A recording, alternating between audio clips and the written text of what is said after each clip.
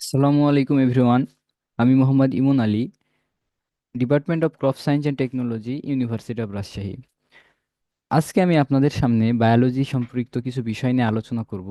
কিভাবে আমরা সহজে বায়োলজি শিখতে পারি, কিভাবে সেটাকে অধ্যয়ন করতে পারি, এবং সেটাকে কিভাবে আমরা দীর্ঘস্থায়ী মেমোরাইজ করতে পারি, এইসব বিষয় নিয়ে আমি আজকে আলোচনা করব। তো easy way to learn biology at initial state we should learn this following step. আমাদের বায়োলজি শেখার কিংবা পড়ার বা অধ্যয়নের শুরুতে আমাদেরকে কিছু বিষয় মাথায় রাখতে হবে। যেখানে নাম্বার ওয়ান আমি সিলেক্ট করছি কিওয়ার্ড অফ বায়োলজি। কিওয়ার্ড বলতে আমরা শব্দার্থ বুঝি। তো বায়োলজিতে কি শব্দার্থ থাকে? হ্যাঁ, অবশ্যই থাকে। কিছু শব্দার্থ আমরা বায়োলজিতে দেখব কমনলি আসছে, এই বিষয়ে সম্পৃক্ত আমরা নিচে আরো জানবো। দ্বিতীয়ত হচ্ছে টেকনিক অফ মেমোরাইজ। তো আমরা অনেক কিছু মুখস্থ করতে হয় বায়োলজিতে, তাই না? তো এইসব মুখস্থ বিষয়গুলো আমরা কি করব? কিছু পদ্ধতি অবলম্বন করব, তাহলে দেখা যাচ্ছে আমরা সেগুলো সহজেই মুখস্থ করতে পারবো। তৃতীয়ত clearance of individual topic and concept. তো আমরা যদি বায়োলজির প্রতিটা টপিক এবং কনসেপ্ট ভালোভাবে ক্লিয়ার না করতে পারি, তাহলে কি হবে? পরবর্তীতে আমরা যখন সেটাকে প্র্যাকটিক্যালি করতে যাব বা আমরা পরীক্ষা দিতে যাব, তখন দেখব যে সেখানে আমাদের সমস্যার সৃষ্টি হচ্ছে। এবং চতুর্থ, আমরা এখানে প্রপার প্র্যাকটিস। শুধু পড়লেই হবে না, সেটাকে প্র্যাকটিসও করতে হবে। এটা আমরা সবাই জানি, practice makes a man perfect. এবং পঞ্চম হচ্ছে solving of CQ and MCQ. আমরা সবাই শিক্ষার্থী। আমাদের শেখার মেইন কারণ হচ্ছে পরীক্ষাতে আমরা কি করব? ভালো করব, তাই না? তো আমরা যদি প্র্যাকটিসের পাশাপাশি শুধু প্র্যাকটিস করলাম, সেটা প্র্যাকটিসটা কিভাবে করব, সিকিউ এবং এমসিকিউ আমাদেরকে যদি আমরা বোর্ড পরীক্ষাগুলোর কথা চিন্তা করি, সেখানে আমাদের সিকিউ কোশ্চিন আসে এবং তার সাথে এমসিকিউ আসে। তো সিকিউ এর ক্ষেত্রে কি হবে? কিছু উদ্দীপক দেয়া থাকে, সেই উদ্দীপকের সাথে সামঞ্জস্য রেখে আমাদেরকে অ্যান্সার করতে হয়। তো আমরা যদি প্রত্যেকটা চ্যাপ্টার থেকে সিকিউগুলোকে আলাদা করে সেই সিস্টেম ওয়াইজ যদি আমরা প্র্যাকটিস করি, তাহলে সেটা আমাদের জন্য সহজ হবে। এবং এমসিকিউ ঠিক একই একই রকম। তো আমরা চলে আসি প্রথম কিওয়ার্ড অফ বায়োলজি। তো আমরা বায়োলজি পড়ার সময় অনেক অনেক জায়গায় দেখব যে জেনেসিস শব্দটা আসছে। জেনেসিস শব্দটা কি? To produce or make something, মানে জেনেসিস দিয়ে বোঝানো হচ্ছে যে কোনো কিছু তৈরি হচ্ছে বা তৈরি হয়। তো এখানে আমি এক্সাম্পল হিসেবে রাখছি গ্লাইকোজেনেসিস, অর্গানোজেনেসিস, এমব্রায়োজেনেসিস। তো গ্লাইকোজেনেসিস মানে কি? গ্লাইকোজেনকে তৈরি করছে। Genesis means to make something. গ্লাইকোজেনকে তৈরি করার প্রক্রিয়াকে বলা হচ্ছে গ্লাইকোজেনেসিস। ঠিক একইভাবে অর্গানোজেনেসিস, অর্গান তৈরি হওয়ার যে প্রসেস, সেটাই অর্গানোজেনেসিস। এবং তারপরে এমব্রায়োজেনেসিস। আমরা এমব্রায়ো বলতে ভ্রূণবিদ্যা বুঝি, ঠিক আছে? এমব্রায়োলজি যেটাকে বলা হয়। তো ভ্রূণ তৈরির যে প্রসেস, সেটাকে বলা হয় এমব্রায়োজেনেসিস। স্পার্মাটোজেনেসিস, আরও অনেক কিছু আছে। তো এই যে বিষয়গুলা, জেনেসিসের মধ্যে কিন্তু এই কথাগুলো আসলো। তো আমরা যখন জেনেসিস শব্দের অর্থটা জানবো, তখন আমরা কি করতে পারবো? আমরা সহজেই এই শব্দগুলোকে চিহ্নিত করতে পারবো। এরপরে আসি lysis. Lysis means to break down something. তার মানে কি? যে লাইসিস বলতে বোঝাচ্ছে কোনো কিছু ভেঙে ফেলা বা কোনো কিছুকে আমরা কি করব? ক্ষুদ্রতর কণাতে পরিণত করব, বিষয়টা এমন। ফটোলাইসিস, ফটো মিন্স আমরা লাইট বুঝি, ঠিক আছে?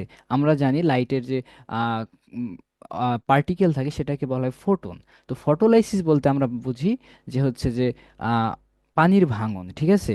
ফটোলাইসিস এটাকে আমরা যখন হচ্ছে যে উদ্ভিদ শারীরতত্ত্ব পড়বো, তো সেখানে আমরা হচ্ছে আলোর সাহায্যে পানির যে ভাঙন, সেটাকে বলা হয় ফটোলাইসিস। হ্যাঁ, তো lysis means to break down something. এই ঠিক একই রকম গ্লাইকোজেনোলাইসিস।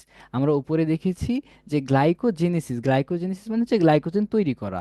আর গ্লাইকোজেনোলাইসিস মানে হচ্ছে গ্লাইকোজেনকে ভেঙে ফেলা। হ্যাঁ, তো আমাদের বডিতে প্রয়োজন অনুযায়ী গ্লাইকোজেন সঞ্চিত হয় এবং সেটা আবার ভেঙে যে গ্লুকোজে পরিণত হয়। তো এটাকেই আমরা গ্লাইকোজেন ভেঙে যে গ্লুকোজ তৈরি হওয়ার যে প্রসেস, সেটাকেই বলা হয় গ্লাইকোজেনোলাইসিস।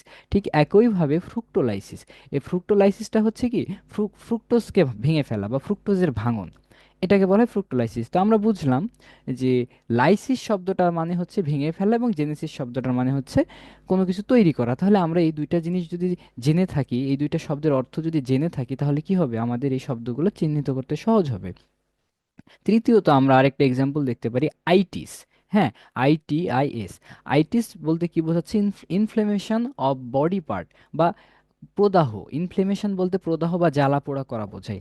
আমরা দেখব যে আমাদের কিছু কিছু রোগ কিংবা কিছু কিছু সিনড্রোম আমাদের বডিতে হয়, যেগুলাকে আমরা হচ্ছে এই নামগুলোতে চিহ্নিত করতে পারি, যেমন মেনিনজাইটিস। মেনিনজাইটিস কি? আমরা আমাদের ব্রেইনের উপরে একটা লেয়ার থাকে, হ্যাঁ, সেই লেয়ারটাকে বলা হয় মেনিনজেস। আমরা নিশ্চয়ই জানি আমাদের বডির বিভিন্ন পার্টের বিভিন্ন লেয়ার আছে, যেমন হার্টের লেয়ারকে বলা হয় পেরিকার্ডিয়াম। লিভারের উপরের যে কাভার সেটাকে বলা হয় হচ্ছে গ্লিসন্স ক্যাপসুল, হ্যাঁ। তো এরকম অনেক কভারের নাম বা অনেক কিছু আমাদের জানতে হবে, ভবিষ্যতে আমরা সবকিছুই জানবো। তো মেনিনজাইটিসটা হচ্ছে যে আমাদের মস্তিষ্কের উপরের যে পর্দাটা থাকে সেটাকে বলা হয় মেনিনজিস। এবং এই মেনিনজিসটা যখন জ্বালাপোড়া করে ব্যাকটেরিয়ার বা অন্য কোনো সংক্রামক অণুজীবের আক্রমণে, তখন সেটাকে বলা হয় মেনিনজাইটিস। তার মানে মেনিনজেস জ্বালাপোড়া করলে সেটাকে বলা হয় মেনিনজাইটিস। ঠিক একই রকমভাবে সাইনোসাইটিস।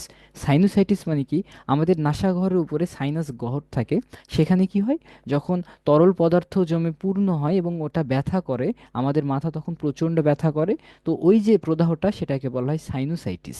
এবং তারপরে হেপাটাইটিস, আমাদের লিভারের যে প্রদাহ সেটাকে হেপাটাইটিস বলে। এখানে হেপাটাইটিস এ, বি, অনেক কিছু আসবে, এগুলো আমরা আস্তে আস্তে জানবো। তো এখানে তাহলে আমরা কি ওয়ার্ড অফ বায়োলজি বলতে কি বুঝাইলাম, যে আমাদের বায়োলজির মধ্যে এরকম অসংখ্য কিওয়ার্ড আছে, যে কিওয়ার্ডগুলোকে যদি আমরা অধ্যয়ন করতে পারি, যদি শিখতে পারি, তাহলে বায়োলজির যে কঠিন কঠিন শব্দ, দাঁত ভাঙা যে শব্দগুলা, সেগুলো আমাদের জন্য সহজ হয়ে যাবে। অতি সহজেই আমরা সেগুলো বুঝতে পারবো। দ্বিতীয়ত আসি আমরা টেকনিক অফ মেমোরাইজ। বায়োলজি মানে শব্দের সমাহার, তথ্যের সমাহার। আমাদের এগুলো মুখস্থ করতে হবে। আমরা যদি বায়োলজিতে ভালো করতে চাই, আমরা যদি ভালোভাবে মনে রাখতে চাই, তাহলে কি কি করতে হবে? আমাদেরকে মনে রাখার পদ্ধতি অবলম্বন করতে হবে, তাই না? তো পদ্ধতির মধ্যে আমরা এখানে প্রথমত একটা সিস্টেম, সেটা হচ্ছে নেমোনিক্স। নেমোনিক্স অনেকের ক্ষেত্রে কার্যকর হতেও পারে, না হতেও পারে। তো আমরা যেহেতু মিডিওকর লেভেল স্টুডেন্ট, সেক্ষেত্রে আমরা এই নেমোনিক্সটাকে ফলো করার চেষ্টা করব। তাহলে দেখা যাচ্ছে অনেকগুলো শব্দ আমরা অল্প কথার মাধ্যমে মনে রাখতে পারছি। তো নেমোনিক্সের ক্ষেত্রে আমি যদি উদাহরণ দিতে চাই, যেমন আমাদের জিহ্বাতে সাতকুড়ি থাকে বা টেস্ট বার্ড যেটাকে বলা হয়, হ্যাঁ। তো এই টেস্ট বার্ড কিন্তু বিভিন্ন রকমের থাকে। যেমন আমরা এটাকে, এই নেমোনিক্সটাকে বলা যায় মিল অতি। মিল অতি, হ্যাঁ। তো আমরা যদি সেটাকে একটু বোঝার চেষ্টা করি।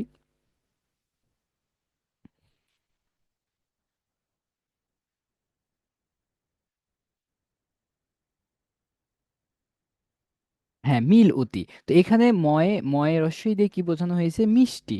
লতে লবণাক্ত, সরেয়তে অম্লত্ব বা হচ্ছে টক, এবং তয়ে রস্বই দিয়ে তিক্ততা বোঝানো হয়েছে, হ্যাঁ।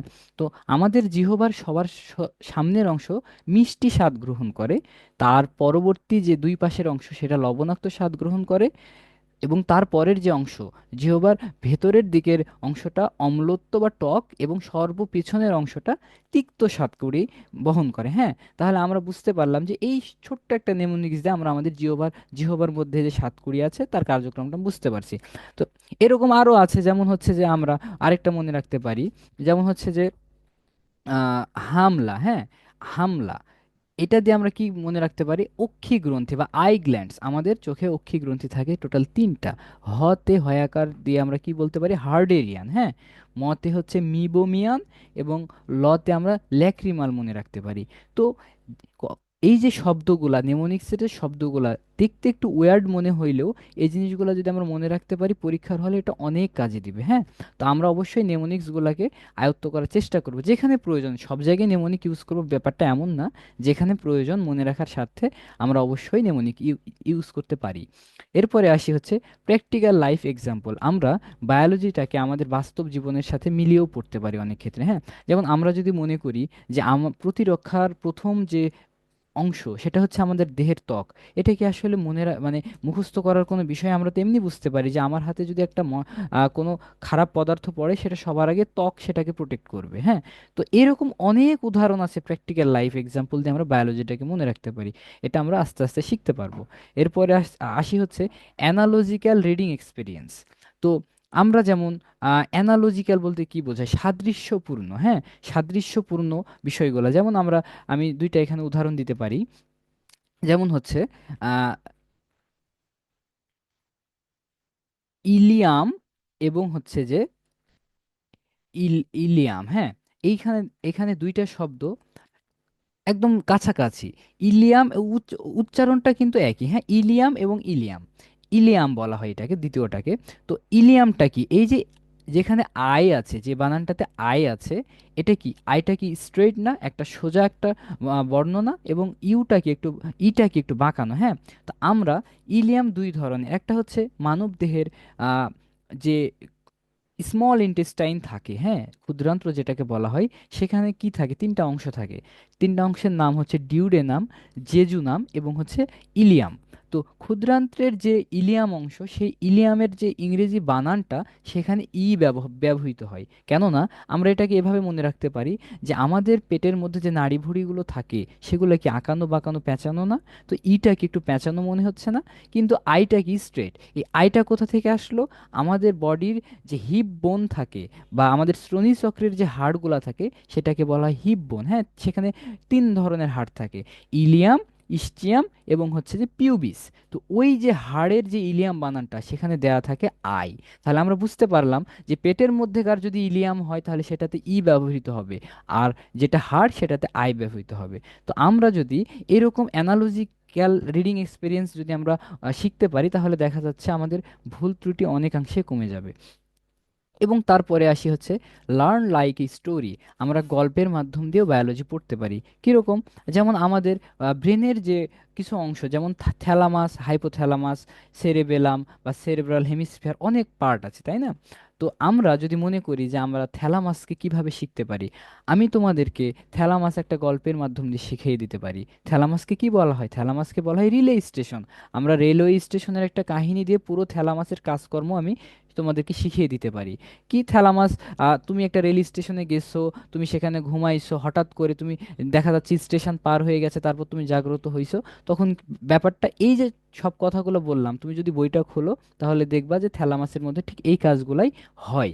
এবং তারপরে হাইপোথ্যালামাস, হাইপোথ্যালামাস আমি একটা শপিং মলের গল্প দিয়ে তোমাদেরকে আমি হাইপোথ্যালামাস শিখাই দিতে পারি। ঠিক আছে? তো এইরকম অনেক অনেক বায়োলজিক্যাল বিষয় আছে, যে জিনিসগুলো আমরা যদি কাহিনী নিয়ে পড়ি বা স্টোরির মতো করে পড়ি, তাহলে আমাদের সহজেই মনে থাকবে। কারণ বায়োলজি অনেক ইনফরমেটিভ একটা সাবজেক্ট, অনেক কিছু আমাদের মনে রাখতে হয়। সেক্ষেত্রে আমরা কি করতে পারি, চাইলে গল্পের মাধ্যম দিয়েও বায়োলজি শিখতে পারি। এরপরে আসি যে clearance of individual topic and concept. তো কি করতে হবে, আমাদের প্রতিটা টপিক এবং কনসেপ্ট অবশ্যই ভালোভাবে শিখতে হবে, ক্লিয়ার করতে হবে। আমরা যদি শুধুমাত্র পড়ে চলে গেলাম এবং শুধু শেষ করার জন্য পড়লাম, ব্যাপারটা এমন করলে তো হবে না, আমাদেরকে শিখতে হবে। তো এখানে কি, make sure every topic and concept clear. প্রতিটি টপিক এবং কনসেপ্ট আমাদের ক্লিয়ার থাকতে হবে, হ্যাঁ। সেটা যে কোনো টপিকই হতে পারে না কেন, আমাদেরকে প্রথমত সেই জিনিসটাকে আগে ক্লিয়ার করতে হবে, যেখানে কি বলা হচ্ছে, এই লাইনগুলোর মধ্যে কি বলা হচ্ছে, সেই জিনিসটা আমাদেরকে আগে শিখতে হবে। Critical topic read more and more.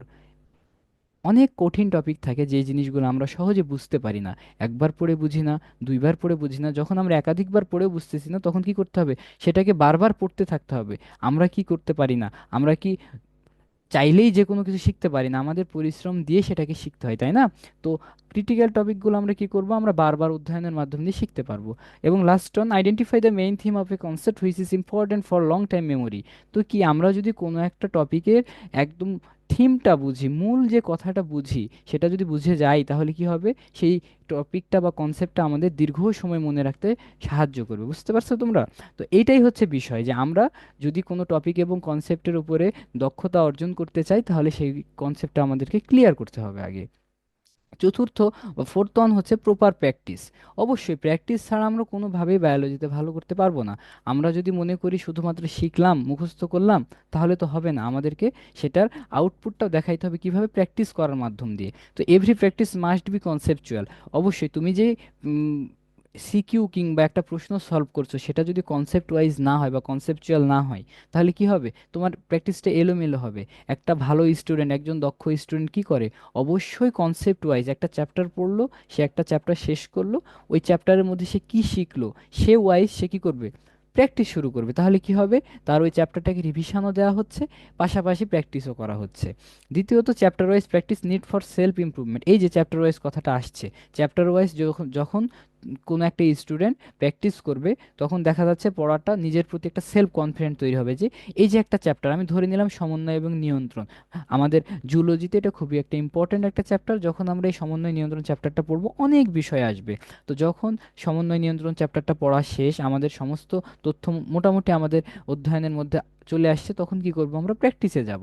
তো যখন চ্যাপ্টার ওয়াইজ একটা প্র্যাকটিস হবে, তখন আমরা বুঝতে পারবো যে আমি পারতেছি। যখন এটা মনে হবে, আমাদের ব্রেন বুঝবে যে না আমি এই চ্যাপ্টারটা পারতেছি, কঠিন একটা চ্যাপ্টার আমি পারতেছি, তার মানে আরও অনেক সহজ চ্যাপ্টার আছে যেগুলো আমি যদি এভাবে পড়ি তাহলে আমি পারবো। তো এই যে সেলফ একটা কনফিডেন্স বা সেলফ ইমপ্রুভমেন্ট হইলো, এটা কিন্তু তোমার পরবর্তীতে শেখার জন্য অনেক কাজে লাগবে, তোমার পড়ার প্রতি একটা আগ্রহ বৃদ্ধি করবে। এটাই হচ্ছে কথা। এবং সর্বশেষ হচ্ছে solving of CQ and MCQ. তো অবশ্যই আমরা সর্বশেষ আমাদের কি করতে হবে, সিকিউ এবং এমসিকিউ সলভ করতে হবে। To improve your skill you must practice. তুমি যদি তোমার দক্ষতা বৃদ্ধি করতে চাও তাহলে তোমাকে অবশ্যই চর্চা করতে হবে, এটাই সত্য কথা। তাছাড়া কিন্তু আমরা করতে পারবো না। আমরা যদি শুধু পড়লাম, মুখস্থ করলাম এবং বসে থাকলাম, আমরা দিন শেষে সেগুলো অবশ্যই ভুলে যাব। তাহলে কি করতে হবে, আমাদেরকে প্র্যাকটিস করতে হবে। এবং আমাদের কারিকুলাম ওয়াইজ যদি প্র্যাকটিস করি তাহলে পরীক্ষার হলে আমরা অবশ্যই ভালো করতে পারবো। আমাদের বর্তমান শিক্ষাক্রম সিকিউ এবং এমসিকিউর মধ্যেই সীমাবদ্ধ। আমরা যদি বোর্ড পরীক্ষার কথা চিন্তা করি, সেখানে সিকিউ এবং এমসিকিউ উভয়ই থাকে। এবং অ্যাডমিশনও মোটামুটি তাই। যেমন ঢাকা ইউনিভার্সিটির কথা যদি আমরা চিন্তা করি, সেখানে সিকিউ কোশ্চেন বা সেখানে কিছু কোশ্চেনের অ্যান্সারও দেয়া থাকে বা কোশ্চেন দেওয়া থাকে, তোমাকে অ্যান্সার করতে হবে। তো আমরা কি করব, বায়োলজি পড়ব, সব কিছু ফলো করব। এখানে আমরা প্রথমত শুরু থেকে বেসিক থেকে পড়ব, মুখস্থ করব, কনসেপ্ট ক্লিয়ার করব। এরপরে আমরা কি করব, প্র্যাকটিস করব, এবং প্র্যাকটিসের পর আমরা সিকিউ এমসিকিউগুলো সলভ করব। তাহলে আশা করি বায়োলজির প্রত্যেকটা চ্যাপ্টার কিংবা পুরো বইয়ের প্রতি আমাদের একটা একদম দক্ষ একটা ধারণা চলে আসবে, এবং আমরা একটা কনফিডেন্স নিজের মধ্যে গ্রো করবে যে না আমি পারবো। এটাই আমাদের লক্ষ্য। আমাদের পিক্সেল আইটি ওয়ার্ক নিয়ে আসছে এই বায়োলজির একটা আহ, নতুন একটা চমক, যে চমকের মধ্যে আমরা A to Z বায়োলজি, আমরা এটাকে A to Z বায়োলজিও বলতে পারি। সমস্ত বিষয় বায়োলজির শুরু থেকে শেষ পর্যন্ত একদম নিচ থেকে ওপর পর্যন্ত শিখতে যা করতে হয়, যেভাবে শিখাইতে হয়, একটা খারাপ স্টুডেন্ট থেকে শুরু করে ভালো স্টুডেন্ট বানানোর যে পদক্ষেপটা, সেটা আমরা গ্রহণ করছি। আমাদের উপর আস্থা রাখলে আশা করি আপনারা হতাশ হবেন না। আজকে এই পর্যন্তই, আমি বিদায় নিচ্ছি। আসসালামু আলাইকুম।